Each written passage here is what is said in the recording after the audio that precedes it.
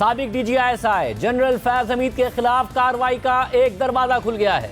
General Faiz Hamid के खिलाफ एक अहम इंक्वायरी शुरू हो गई है। जराये के मुताबिक फौज ने निजी हाउसिंग सोसाइटी के मालिक कमर मुइज की दरख्वास्त पर इंक्वायरी कमेटी बना दी है। ये कमेटी मेजर जनरल की सरबराही में कायम की गई है। इंक्वायरी कमेटी सुप्रीम कोर्ट के हुक्म की रोशनी में निजी हाउसिंग सोसाइटी के मालिक के इल्जामात की तहकीकात करेगी। इसकी बुनियाद 12 मई 2017 का वो वाकया है जिसे हमने 2017 में अपने प्रोग्राम में उठाया था।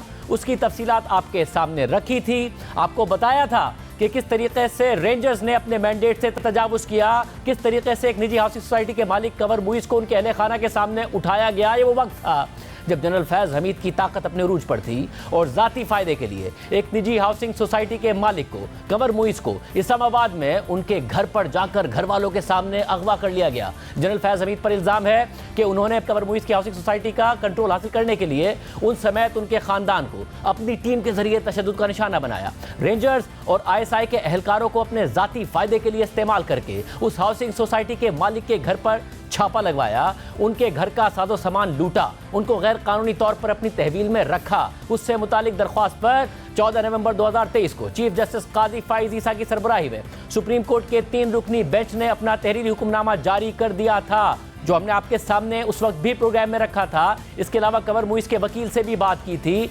जिन्होंने इस ऑर्डर के बाद ये कहा था कि हम रुजू करेंगे, वजारत दिफा से रुजू किया जाएगा, ये शिकायत की जाएगी। और आज पाक फौज की तरफ से बाकायदा तौर पर इस पर इंक्वायरी शुरू हो गई है, जिसकी सरबराही मेजर जनरल करेंगे। कमेटी बना दी गई है। सुप्रीम कोर्ट ने अपने ऑर्डर में वादे किया था कि अगर मुतासरा फरीक मुइज अहमद खान, जनरल फैज हमीद समेत दीगर मुल्जिमान के खिलाफ वजारत दिफा से कोई भी शिकायत करते हैं तो उस शिकायत से कानून के मुताबिक निपटना चाहिए। अदालत के हुक्मनामे के मुताबिक ये दरख्वास्त मुइज खान ने आर्टिकल 184(3) के तहत दायर की है, जिसमें general Faiz Hameed, brigadier retired Naeem Fakhar, ISI के ब्रिगेडियर रिटायर्ड गफ्फार और ISI के इर्तिजा हारून समेत दीगर पर संगीन इल्जाम आयद किए गए हैं। दरख्वास्त गुजार का यह इल्जाम है कि जनरल फैज हमीद, जो उस वक्त अफवाज पाकिस्तान में अपनी खिदमात सर अंजाम दे रहे थे और ISI के साथ काम कर रहे थे, उन्होंने अपने दफ्तर का गलत इस्तेमाल किया और उनके अहकामात पर दरख्वास्त गुजार और उनके ख़ानदान के खिलाफ जराइम सरजद किए गए। जिसमें से कुछ वाक़यात ये हैं कि ISI और रेंजर्स के एहलकारों ने दरख्वास्त गुजार की रिहाइशगाह और उनके कारोबारी दफातर पर छापे मारे, उन्हें और उनके अहले खाना को तहवील में लिया गया, दरख्वास्त गुजार और उनके ख़ानदान के असासों को लूटा गया, दरख्वास्त गुजार को मजबूर किया गया कि वो अपना कारोबार जनरल फैज हमीद के नामजद करदा अफराद को मुंतकिल कर दें और दरख्वास्त गुजार उनके खानदान और उनके मुलाजमीन के खिलाफ झूठे केसेस बनाए गए। इल्जाम यह भी है कि फौज में होते हुए जनरल फैज हमीद, उनके मातहत एहलकार और पंजाब रेंजर्स ने अपने इख्तियारात का नाजायज इस्तेमाल किया है। सुप्रीम कोर्ट के हुक्मनामे के मुताबिक दरख्वास्त गुजार के वकील से जब पूछा गया कि एक प्राइवेट शिकायत पर किस तरीके से आर्टिकल 184(3) का निफाज किया जाए और उसे अवामी अहमियत की दरख्वास्त करार दिया जाए, तो उन्होंने मौक़िफ़ इख्तियार किया कि इस केस में जनरल फैज हमीद समेत जो फरीक है, उन्होंने अपने अहम दफातर का इस्तेमाल करते हुए दरख्वास्त गुजार के बुनियादी हुकूक की खिलाफ वर्जी की है और कोई भी इदारा कार्रवाई तो दूर की बात, उनके खिलाफ शिकायत भी दर्ज नहीं करेगा। सुप्रीम कोर्ट के हुक्मनामे के मुताबिक एडिशनल अटॉर्नी जनरल को इस हवाले से अदालत की मुआवनत के लिए तलब किया गया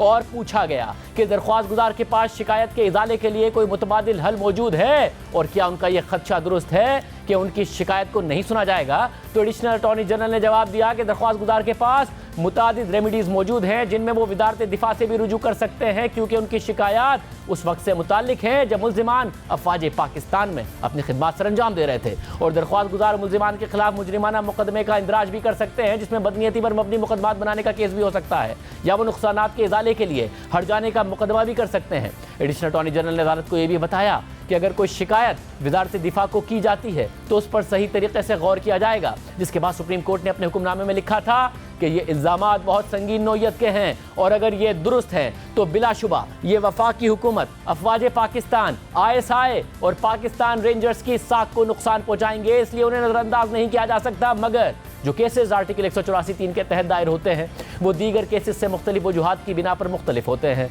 सुप्रीम कोर्ट आर्टिकल 184(3) के तहत अपने असल इख्तियारात का इस्तेमाल करती है और ऐसा एहतियात से करना चाहिए। साथ ही जब शिकायत के इजाले के लिए दीगर फोरम्स मौजूद हों तो पहले उनसे रुजू किया जाना चाहिए। और हाई कोर्ट के फैसले के खिलाफ इस कोर्ट में अपीलें आर्टिकल 185 के तहत आती हैं। मजीद ये कि इस अदालत की 184(3) के तहत बराह रास्त मुदाखलत दीगर के हुकूक को बुरी तरह मुतासिर कर सकती है। लेकिन दरख्वास्त गुजार का खदशा है कि उनकी शिकायत को वजारत दिफा में नहीं सुना जाएगा, क्योंकि जो मुल्जिमान हैं वो अफवाज पाकिस्तान की सीनियर पोजीशंस पर रहे हैं।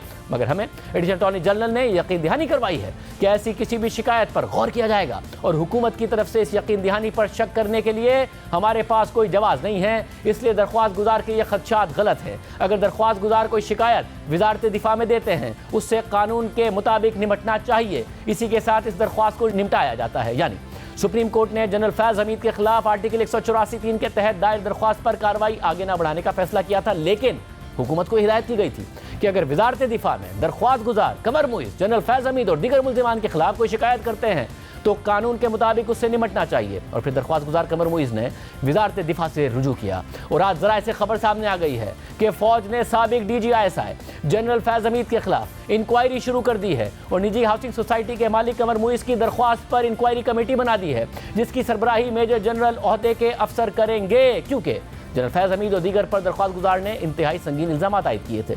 कमर मुइज़ खान की सुप्रीम कोर्ट में दायर होने वाली दरख्वास्त के मुताबिक मैं मुइज़ अहमद खान 2011 से एक हाउसिंग स्कीम का चीफ एग्जीक्यूटिव अफसर और मालिक हूँ। इस हाउसिंग स्कीम के राइट्स हासिल करने के बाद मैंने अलॉटीज के लिए इसे तामीर करना शुरू कर दिया। लेकिन मसला उस वक्त खड़ा हो गया जब बगैर किसी वजह के और अचानक जनरल फैज़ हमीद की हिदायत पर पंजाब रेंजर्स ने ISI के साथ मिलकर मेरे दफातर और घर पर 12 मई 2017 को छापा मारा। और जब उन्हें कोई गैर कानूनी चीज़ नहीं मिली तो उन्होंने घर में मौजूद वसाइल को इकट्ठा करना शुरू कर दिया, जिसमें सोना, रकम और हाउसिंग स्कीम की मिल्कियत की असल दस्तावेज़ात शामिल थीं।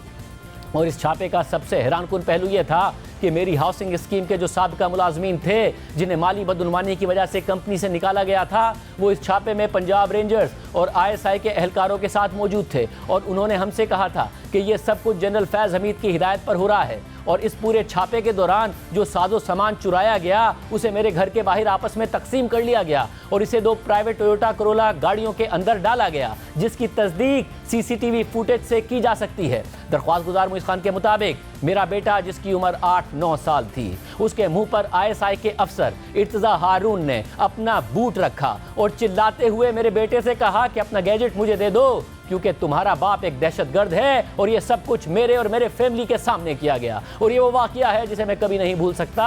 लेकिन बात यहाँ तक भी नहीं रुकी। दरख्वास्त गुजार मुइज़ अहमद खान के मुताबिक 12 मई 2017 के इस गैर कानूनी छापे में मुझे और मेरी टीम के 6 अफराद को गिरफ्तार कर लिया गया और 5 दिनों तक हमें गैर कानूनी तौर पर रावलपिंडी में एक डिटेंशन सेंटर में अपनी तहवील में रखा गया। और इस दौरान हर दिन मुझ समेत मेरी टीम पर जनरल फैज़ हमीद की टीम ने जालिमाना तरीके से टॉर्चर किया। और इस टॉर्चर के दौरान जो एक चीज़ जबर के जरिए हमसे मांगी गई वो ये थी कि मैं अपनी हाउसिंग स्कीम के शेयर्स ट्रांसफर कर दूं। लेकिन जब जनरल फैज़ हमीद को इस हवाले से नाकामी हुई तो 5 दिन की गैर कानूनी तहवील के बाद हमें रावलपिंडी में कायम CTD के पुलिस स्टेशन में भेज दिया गया और हम पर इंसदाद दहशतगर्दी की मुख्तलिफ दफात के तहत मुकदमा दायर किया गया। और जब मुझे CTD के हवाले किया गया था तो उस रात मेरे ससुर मुझसे मिलने के लिए आए थे, लेकिन जनरल फैज़ हमीद की टीम ने उन्हें भी अगवा कर लिया और उन्हें 45 दिन तक गैर कानूनी तौर पर कैद में रखा गया। और जब उन्हें रिहा किया गया तो उनमें कैंसर जैसे मर्ज की तशखीस हुई और बाद में वो इंतकाल कर गए। इसके अलावा जब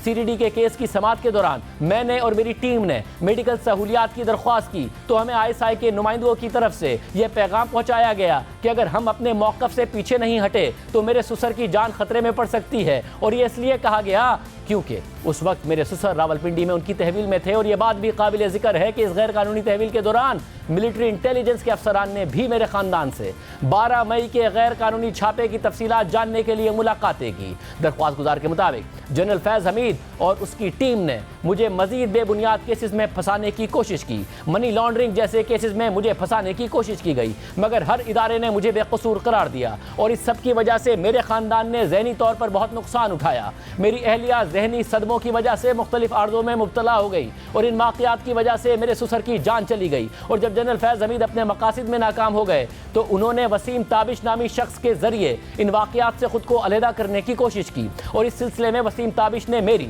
जनरल फैज़ हमीद के भाई सरदार नजफ हमीद से मुलाकात तय करवाई थी और ये मुलाकात चकवाल के एक मकामी चाय के होटल पर करवाई गई। और जब मैं इस होटल में पहुंचा तो वहां जनरल फैज हमीद के भाई नजफ हमीद पहले से मौजूद थे और इस मुलाकात के दौरान जनरल फैज हमीद के भाई नजफ हमीद मुसलसल माफी मांगते रहे और मुझे इस बात पर कायल करने की कोशिश करते रहे कि उनके भाई जनरल फैज हमीद इस वाक़े में मुलविस नहीं थे और वो एक अच्छे इंसान हैं। दरख्वास्त गुजार मुईज़ अहमद खान के मुताबिक जब मुझे अदालत से बरी किया गया था तो उस वक्त पाकिस्तानी फौज में खिदमत सर अंजाम देने वाले मेरे एक कज़न ब्रिगेडियर हामिद खान ने उस वक्त के ISI के DGC जनरल फैज़ हमीद से रब्ता किया और फिर जनरल फैज़ हमीद ने मेरे कज़न को आप पारा में अपने दफ्तर बुलाया और इस मुलाकात के दौरान जनरल फैज़ हमीद ने मेरे कज़न को बताया कि मेरे घर पर छापे के दौरान जो चीज़ें रेंजर्स और ISI के एहलकार लेकर गए थे और जिसकी वापसी का हम मुतालबा कर रहे थे उनमें से कुछ चीज़ें वापस कर दी जाएंगी। लेकिन जनरल फैज़ हमीद ने छापे के दौरान जब्त किया गया 400 तोला सोना और एक बड़ी रकम को वापस करने से इनकार कर दिया और जो कुछ चीज़ें हमें वापस की गई थी वो इस शर्त पर वापस की गई थी कि बदले में हम ISI के मुख्तलिफ प्रोजेक्ट्स में सरमायाकारी करेंगे। सिर्फ यही नहीं, ब्रिगेडियर नईम फ़खर और ISI प्रोजेक्ट्स के deputy director general brigadier Ghaffar ने अपने दफातर के जरिए ज़बरदस्ती से मुझसे 4 करोड़ रुपए की रकम कैश में हासिल की जिसके सबूत भी मेरे पास मौजूद हैं और साथ ही कुछ महीने तक एक टीवी नेटवर्क को स्पॉन्सर करने के लिए भी मुझ पर दबाव डाला गया जिसकी अदायगी के सबूत भी मेरे पास मौजूद हैं। और इसके बाद मेरे घर और दफातर पर छापे के दौरान जो 4 टोयोटा रीवो गाड़ियां फैज़ हमीद की टीम अपने साथ ले गई थी उन्हें खुद ब्रिगेडियर नईम फ़खर वापस देने आए और इन तमाम चीज़ों से यह साबित होता है कि इस गैर कानूनी छापे के मंसूबे के पीछे जनरल फैज़ हमीद के लोग थे जिसमें ब्रिगेडियर नईम फ़खर, ISI के अफसर इर्तिज़ा हारून, जनरल फैज़ हमीद के भाई सरदार नजफ हमीद, उनके पार्टनर वसीम ताबिश, जाहिद महमूद मलिक और मोहम्मद मुनीर शामिल थे जो गैर कानूनी तौर पर मेरी हाउसिंग सोसाइटी का कंट्रोल हासिल करना चाहते थे। ये वो संगीन इल्ज़ामात जनरल फैज़ हमीद और उनकी टीम पर आयद किए गए थे। 14 नवंबर 2023 को हाउसिंग सोसाइटी के मालिक कमर मुईज़ के वकील हमारे प्रोग्राम में आए थे। देखिए उन्होंने क्या कहा था। आपने हमें आज रब्ता करने पर बताया कि फैसला किया है कि वज़ारत दिफा में शिकायत की जाएगी। क्या दीगर फोरम्स पे भी जाया जाएगा? और जब आप पहले नहीं गए तो अब आपको क्यों उम्मीद है कि वज़ारत दिफा में शिकायत करेंगे तो आपकी सुनवाई होगी? जी शागिद, जैसे कि आपने वो सुप्रीम कोर्ट का ऑर्डर देखा है उसके अंदर बड़ी क्लियर कट डायरेक्शन है और अटॉर्नी जनरल ने अंडरटेकिंग दी है कि अगर हमारे पास ये एप्लीकेशन आती है तो उसको अकॉर्डिंग टू लॉ प्रोसीड किया जाएगा। तो इसलिए हमें पूरी उम्मीद है कि मिनिस्ट्री ऑफ डिफेंस से और जो भी इदारे हैं उधर से हमें इंशाल्लाह इंसाफ मिलेगा। तो इसलिए हम उधर एप्लीकेशन फाइल करेंगे। इससे पहले ना फाइल करने की वजह से ये थी कि उसके अगेंस्ट मुख्तलिफ केसेस अभी तक चल रहे थे, कभी किसी अदालत में, कभी FIA में, कभी नैब में, कभी किसी जगह। तो बड़ी मुश्किल से अब सब केसेस में फारिग हुए हैं, सब केसेस क्लियर हुए हैं और बाइज्जत बरी हुए हैं। तो अब हमने ये प्रोसीडिंग जो है स्टार्ट की है। अच्छा, मगर ज़ाहिर उम्मीद की और कोई वजह भी होगी कि आपको लग रहा है कि सिर्फ सुप्रीम कोर्ट ने कह दिया तो सुनवाई भी हो जाएगी और कार्रवाई भी हो जाएगी, या हालात वाक़यात आपको ऐसे लगते हैं कि जिसकी वजह से आपको इसकी उम्मीद है? जी नहीं, हमारे पास एविडेंस मौजूद है। सुप्रीम कोर्ट ने डायरेक्शन, एक वाज़ेह डायरेक्शन दे दी है और अटॉर्नी जनरल ने कंसीड किया है कि जी अगर हमारे पास एप्लीकेशन आती है तो हम अकॉर्डिंग टू लॉ इसको प्रोसीड करेंगे, चाहे वो जितने भी पावरफुल हों, जो भी लोग हों, तो वो कार्रवाई करेंगे। इसलिए हमें उम्मीद है कि इंशाल्लाह हमें इंसाफ मिलेगा। जब आप कहते हैं कि सबूत मौजूद हैं, क्या जो फुटेज भी आप कहते हैं कि वो भी मौजूद है, सामान लूटने की भी, आपस में तकसीम करने की भी, फिर उनके बेटे के साथ जो वाकया हुआ, क्या ये सारे फुटेजेस मौजूद हैं, ये वीडियो सबूत मौजूद है? सारे उनके घर में कैमरे थे, हर चीज की रिकॉर्डिंग हुई हुई है और उसकी सारी रिकॉर्डिंग मौजूद है। और आप ये वजारत दिफा में को देने को तैयार हैं या फिर देंगे जब आप वहाँ पर जाके शिकायत करेंगे? बिल्कुल, हमने सुप्रीम कोर्ट में भी उसकी USP में सारी एविडेंस साथ लगाई थी और वहाँ भी हम सारी एविडेंस देंगे थे। इस नतीजे पर आपके क्लाइंट कैसे पहुंचे कि जनरल फैज हमीद ही इस सब के पीछे हैं? जी, उसकी सारी एविडेंस है हमारे पास और वो जिस वक्त वो बुलाया जाएगा कमर मईद को तो वो अपने तमाम एविडेंस जो उसके पास है वो पेश करेंगे जी उसके लिए। मतलब आपको अंदाजा है कि वजारत दिफा का मतलब है कि आप पाक फौज से या आर्मी चीफ से मुतालबा कर रहे हैं कि इस मामले को देखा जाए और उसकी तहकीकात की जाए? जाहिर है, अल्टीमेटली तो आर्मी चीफ ही उसके पास कॉम्पिटेंट अथॉरिटी है और उन्होंने इसको डिसाइड करना है कि क्या एक्शन लिया जाए और क्या ना लिया जाए।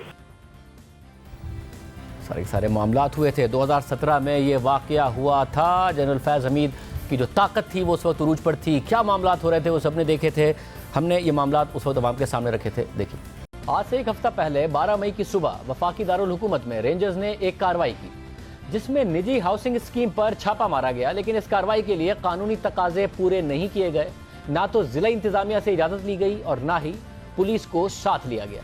रेंजर्स की इस कार्रवाई पर वजारत दाखिला ने आज वजाहत तलब कर ली है। वजारत दाखिला की जानिब से डीजी रेंजर्स पंजाब को भेजे गए मुरासले में कहा गया है कि अगर रेंजर्स ने इस छापे की वजह ना बताई तो उसे वापस भेज दिया जाएगा। वजारत दाखिला के मुरासले में मौक़िफ़ इख्तियार किया गया है कि रेंजर्स को पुलिस के बगैर छापा मारने का इख्तियार नहीं। कानून के मुताबिक किसी भी छापे के लिए रेंजर्स को जिला इंतजामिया से मंजूरी लेना जरूरी है। वजारत दाखिला के मुताबिक वजीर दाखिला चौधरी निसार की मंजूरी से डीजी रेंजर्स पंजाब को 15 और 17 मई को भी मुरासले भेजे गए मगर जवाब ना आया। वजारत दाखिला के जराए का कहना है कि अगर पीर 22 मई तक जवाब ना आया तो मुफाद आमा में रेंजर्स को वापस भेज देंगे। इजाज, क्या वजह हुई कि चौधरी निसार साहब वजीर दाखिला नाराज हैं इस पूरे वाक़े पर? क्या बात हुई? हमें जो इतलात मिली हैं उनके मुताबिक कुछ हल्के इस हाउसिंग सोसाइटी की इंतजामिया से कोई पैसे भी हथियाना चाहते थे और उनमें एक खुफिया अदारे के कुछ एहलकारों का, कुछ अफसरों का नाम भी शामिल है। तकरीबन 7 साल गुजरने के बाद इस पर इंक्वायरी कमेटी बना दी गई है। सरबराही इसकी मेजर जनरल करेंगे, एक अच्छी बात है, मगर इस इंक्वायरी का नतीजा भी आना चाहिए, ना कि इसे क्लीन चिट देने के लिए जनरल फैज़ हमीद को इस्तेमाल किया जाना चाहिए। जनरल फैज़ हमीद अपना मौक़िफ़ देना चाहें तो ये प्लेटफॉर्म उनके लिए हाजिर है।